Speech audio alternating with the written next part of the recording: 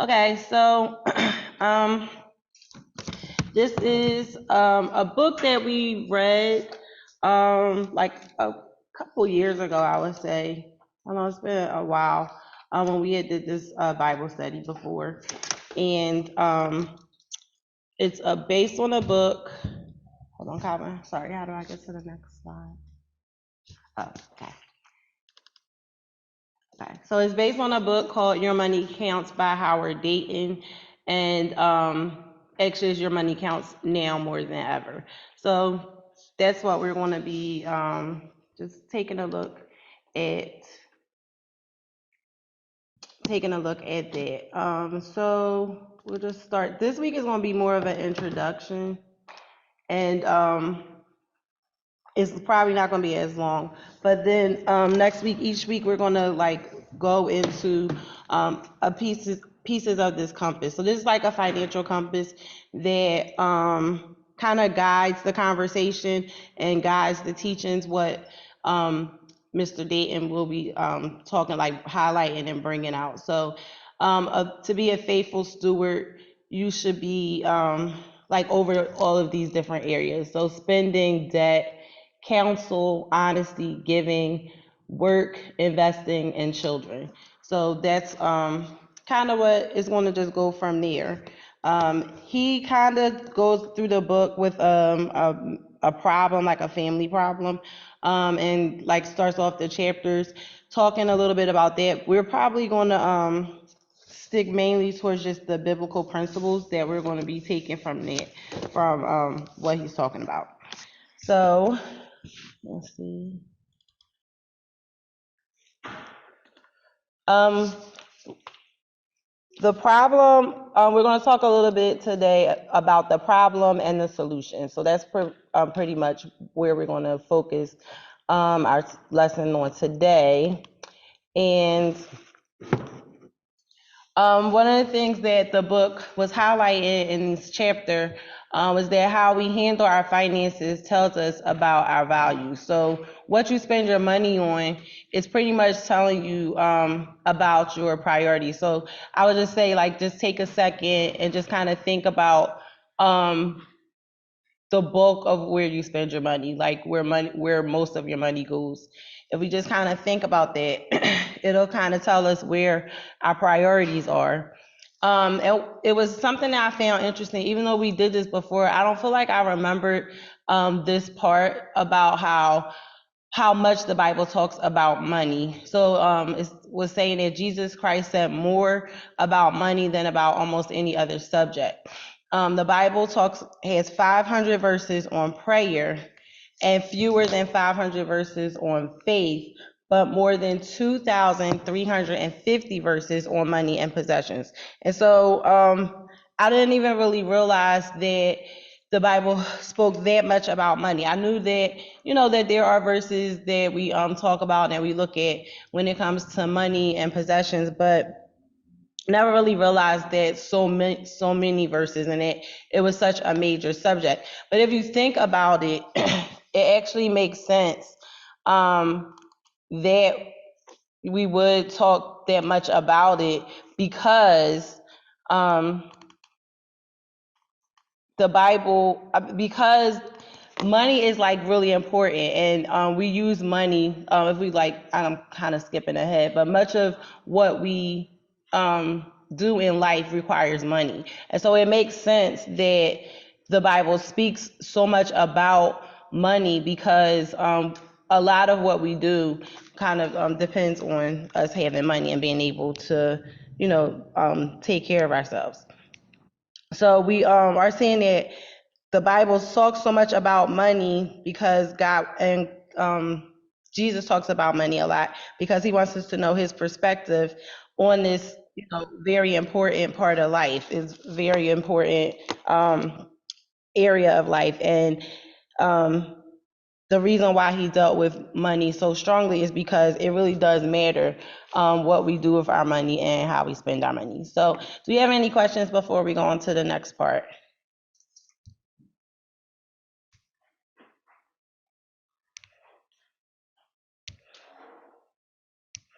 Okay, so when we talk about so the problem with the problem that we have with money is that we don't necessarily understand how we are supposed to view money, especially from like a biblical perspective.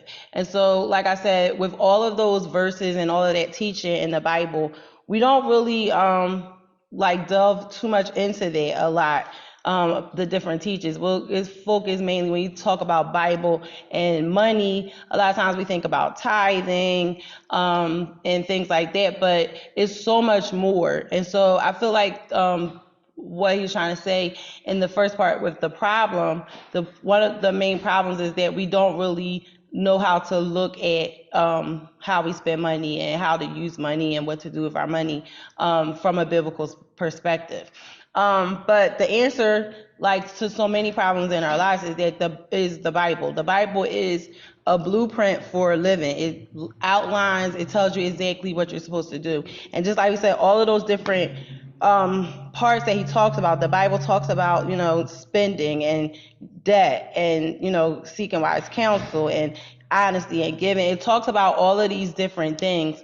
It addresses each and every one. And so as Christians, it's really important that we really understand what the Bible has to say about each and every like aspect of our lives, and especially when it comes to money, because like we said before, money is important with things that we do. We need money to take care of ourselves, to buy our food. We need money to get to and from work. Like you need money just to live. So how and we need to go to the Bible as to show us how to use it and how to live and go about our day to day when it comes to our money.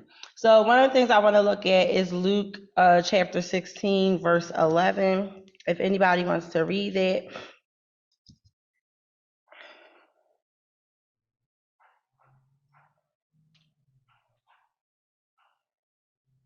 I can read it. Okay.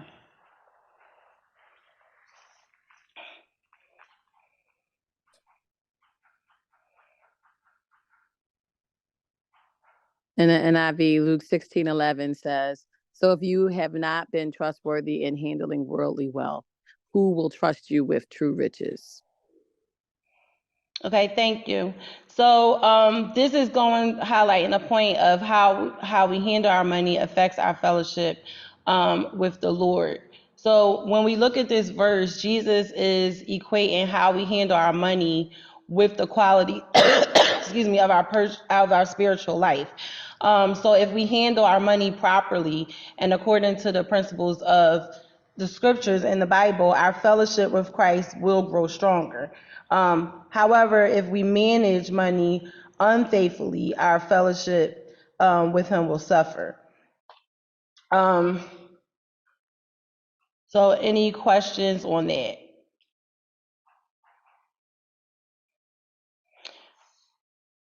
One of the points that the author brings up is that he said that someone once told him that the Lord often allows a person to teach a subject because he or she desperately needs it. And so I was and he was saying that was where he was when he wrote this book. And I was saying like that resonated with me because I feel like that's somewhere where I am right now. I'm really just wanting to, know how to properly handle my money and then, the money with the school and the church and things like that. And so it was just like, this is something that I know that I really struggle with. I know that I hear, through the prayer line and things like that, that everyone is kind of like struggling financially. And so I just thought that this would be a good topic for us to delve into.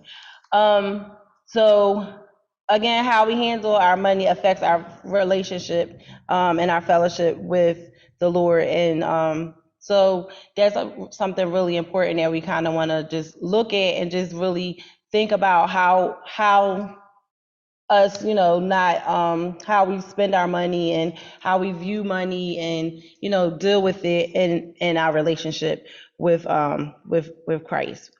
Just understanding that that's why it's important for us to just really understand properly how to do it, because we can grow, our relationship with Christ can grow stronger as we as we learn to handle our money better.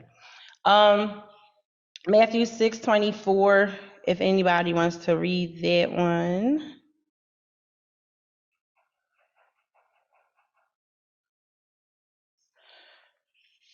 So it says, no one can serve two masters. Either he will hate the one and love the other, or he will be devoted to the one and despise the other. You cannot serve both God and money.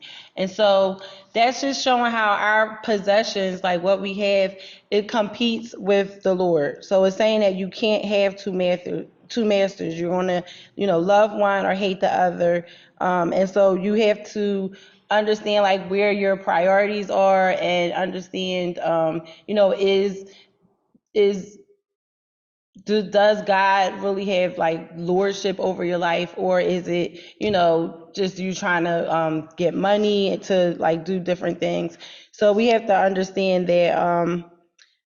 that we need to put money in its proper place. Like while it is important and we do need, things to live, you need a place to live, you need, transportation and just all the other things that we buy with money. We need those things, but we have to understand and put them in their proper place and understand that, God comes first. And so all the other things come under him, and he, is the one that's going to provide and make sure that we have all that we need. But we don't want to ever get into the position where we are putting, our things, material things and money and things like that in front of God. So, and we can do that sometimes even with, our needs. Sometimes we like put what we need in front of, what God has, not understanding that God is the one who's going to supply each and every one of our needs. So just remember that it's impossible for us to serve money, like even in a small way, and still serve the Lord. And so that's like a really important point that we need to stress. The author, he talks about the Crusades, and he says when the Crusades were being fought during the 12th century, the Crusaders employed mercenaries to fight on their behalf. Because it was a religious war, the Crusaders insisted that the mercenaries be baptized before fighting. As they were being baptized, the mercenaries will hold their swords out of the water to symbolize the one thing in their life that Jesus Christ did not control. They had the freedom to use the swords in any way they wished. Today, many people handle their money in a similar fashion, though they may not be as obvious about it. They hold their wallet or purse out of the water, in effect saying, God, you can be the Lord of my entire life except for my money. And I'm perfectly capable of handling that myself. And so I don't know if anybody resonates with that, but sometimes we give God parts, of our life. We don't give him solely, completely everything, turn over to him. And our finances is something that we don't always want to give 100%. Over to God. We just think, well, I need to do this, or I'm not making enough money to do that. And so we kind of like, take it upon ourselves and think that we know better, or not to bring that to God all the time. So this lesson is just kind of encouraging us to not like that, allow that to be another part, of your life that you're giving completely over to God. Like don't withhold that. Give your money and your possessions and your ideas about money. Give all of that over to God and allow him to lead you and to guide you. Because like we know with so many other areas in our lives, when we completely surrender it and completely give it over to God, it just works out so much better for us because he knows, the future, he knows everything. And so it's just better to allow him to lead you and guide you. And even in how to deal with your money, that's another way to allow him to lead and guide you. Any questions or comments?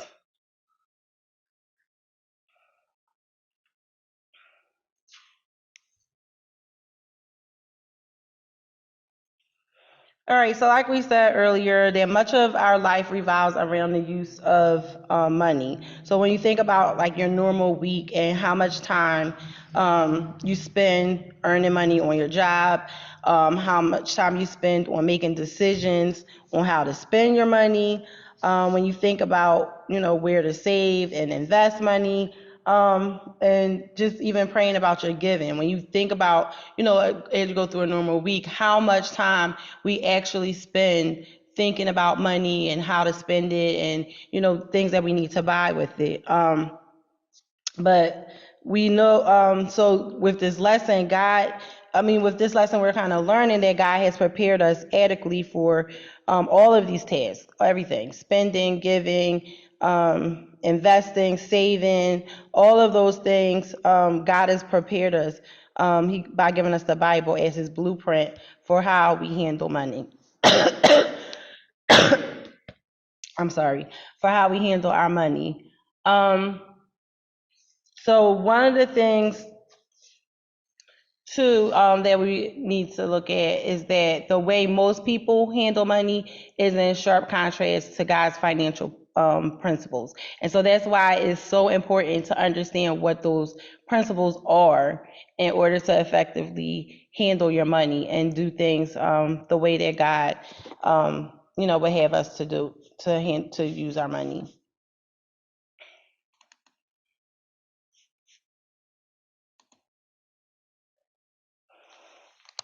Let's see. All right, so we're going to look at Philippians 4:11-13, and just learning how to be content. Does anyone want to read Philippians 4:11-13? Yeah, I can read it. Give me 1 second. Okay. 4:11-13. All right, the NIV. I am not saying this because I am in need, for I have learned to be content wherever the circumstances. I know what it is to be in need. I know what it is to have plenty. I have learned the secret of being content in any and every situation, whether well-fed or hungry, whether living in plenty or in want. I can do all this through him who gives me strength. Thank you, Kurt. So when we talk about learning to be content, contentment is mentioned 6 times in the Bible, and 5 of those refer to money. So in 5 of the instances, they talks about talking about money. And as we look closely at the scriptures that Kurt read, if you look at it, it says, I have learned to be content. So, in other words, we are not born with the instinct for contentment. Rather, it's something that we learn to do. We learn to be, how to be content. It's not something that is just naturally, that we just naturally do, to be, satisfied, in no matter what the situation, but learn just to be content. This is something that we have to learn how to do. And it's not easy. It's not something that's very easy to do. So that's why we're going to really take a look in these next couple of weeks, looking at the biblical principles of handling money and possessions, because it's going to give us practical ways, on how to integrate the principles into our life. And as we discover these principles and put them into practice, we'll learn how to be content. We'll learn that, and we will also have a closer relationship with Christ. And it'll just be able to we'll be able to submit to him more fully as Lord, and just be able to really set our financial houses in order. So that's where we're going in these next couple of weeks, is just to be able to learn how to be content, and learn how to allow Jesus to be Lord over our finances, and just giving all over to him, and to really get our finances in order. Um, so do we have any comments or questions so far? Because we really are wrapping up. I knew this lesson was going to be really short because it was just the intro. It was the first 2 chapters, and it was kind of really just giving an intro to the lessons. But next week we'll delve really get into, the points that the book makes, going through each one of those sections that we talked about before. Yeah, for me, that last point about contentment really resonated with me. I think about even a baby um being like insatiable and always wanting more and more and more attention, more food, more love, more sleep, just everything. And understanding that it's instinctive for us to want more and not be satisfied. That really I'm like, wow, over that point. That we would have to learn how to be content and having enough, and no matter what it is, not just money, but I'm just thinking about everything. Um, and we can't blame that on like social media or even how we were raised. Like I'm understanding that this is an instinct. Um, and I thought that that was a profound point. Thank you. Yeah, it really is just like, I don't know, we never think, like, I quoted that verse, learned that verse as a kid, quoted it over and over, but like never really thinking about the fact, like you said, that you have to learn to be content. Like, it's human nature for us to just constantly, want more things, and, just to keep, over and over. So like, you're 100% right. It is never until I had to like really like slow down and look at it for the lesson is when I was really like, right, yeah, you have to learn, like that's a learned behavior. It's not something that's just, automatic and just natural to do. So yeah, that did stick out to me too when I was preparing. Any other comments? My only comment, so in being content, like we could be content with what we had, meaning um be grateful for what we have at this moment, but not that we shouldn't strive to have more or desire to have more. Right. Well, yeah, because like I said, the book is going to like he's going to start talking about different things, and part is like saving and investing and things like that. So it's not that you just like, I don't know. It's when in that scripture it talks about like no matter what your circumstances are, that that you find contentment, and that you're not like, I don't know. In every situation I've known in my life, when you have a lot, or when you don't, it's like there's something that you're learning, like in that during that time. It's just like just to be patient and just to allow God to work out whatever it is in your life, or for whatever reason you're in this season of your life. So for whatever reason, just allow God, trust Him, and just believe that everything is going to work out the way that it needs to be. And in every phase, I've always had everything that I needed. Like, and I think we all can probably attest to that. It's like, things might not be exactly what we want, but it's exactly, we have everything that we need. And so it's just to like, just kind of keep that in mind, and just, no matter what's going on, no matter what you have in your life, to be content. But definitely not like, oh no, don't want more, or think about things. We do have to think about our future and things like that, um and to like have ambitions, but it's like being led by the Spirit, like God's will for your life.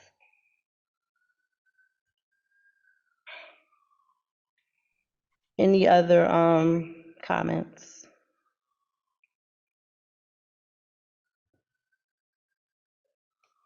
Okay, so every week it's going to have like, he does a comparison with society, what society says um about like whatever particular point that we're making that week, and comparing with what the Bible says, just a contrast. And so this week we're just going to take a look at what he has to say here. Society says God plays no role in handling money, and that my happiness is based on being able to afford my desired standard of living. So we can look at, how things are set up and things like that. And a lot of times that is like you don't feel, happy unless, you have these certain things. Like, I know me and my friends were talking last week and we were talking about how like you think like at a certain point, you're like a certain age, you should have this, and I should have this, I should be here by now, or I should be doing this type of thing right now. And it's really like placing our happiness on that kind of thing. And if you don't have those things or you didn't achieve those things, then you're sad and you're depressed and you're like looking at life gloomy, like not really satisfied with what's going on in your life. And not all the time is because I feel like sometimes it's the way that society places things, like you're supposed to be doing this or you're supposed to do that, and really it's not a supposed to. I feel like God has us all on a different path, and you can't compare yourself to what other people are doing or what other people have or things like that, because your situation is unique, whatever God has for your life. So a lot of times that could just cause us to be unhappy when we think about that, when we're trying to um like just trying to get to a certain standard of living, or trying to just live a certain way that society puts on us that we're supposed to live, and not consulting with God, because that's the part you leave out. It's not that those things, anything is bad. It's just, what does God have for your life? Like what God has for me is not the same thing He has for you. And so the only way you will know that is by seeking God and allowing Him to, guide you as you make decisions in your life, as you, spend your money, as you save, whatever it is. Allow God to guide you, not just play a role, but to be, the director. Allow Him to be leading and guiding you in handling your money. So that's the society. And the scripture says, as you learn and follow the scriptural principles of how to handle money, you will draw close to Christ and learn to be content in every circumstance. And so that is what we talked about today in the scriptures that we read, is that as we learn and as we learn more about what the Bible has to say about how we should be handling our finances and what we should be doing with our money, then we will have a closer relationship with Christ, and we will learn to be content no matter what the circumstances are, no matter what the situations are in our life. And so that's where we're going to be going for the next couple of weeks. So I just pray that everyone will, be able to join us and we'll get something out of these lessons, and that you got something out of the lesson today. Does anybody want to share anything, comment, talk about anything that we may have that you may have learned today, or something that just like brought up something stuck out to you? What stuck out to me is how many times you when you said how many times that money was mentioned in the Bible. Like I I didn't know that, but I know that almost every self help or any kind of book, like the book I'm reading right now, the I think it's the something of getting rich. I can't think of what it's called right now, but it's a lot of things in there from the Bible. Almost all those books have like quotes and things that come directly from the Bible. Mm-hmm. So that Yeah. kind of like makes sense to me, what you Yeah. said about that. Yeah, definitely. I was surprised at how much it was in there. But then, like you said, if you think about it, money is like it's an important part of how we, get through day to day. And so it makes sense that the Bible speaks so much about it, because the Bible is a blueprint for our life. So it makes sense. Anyone else?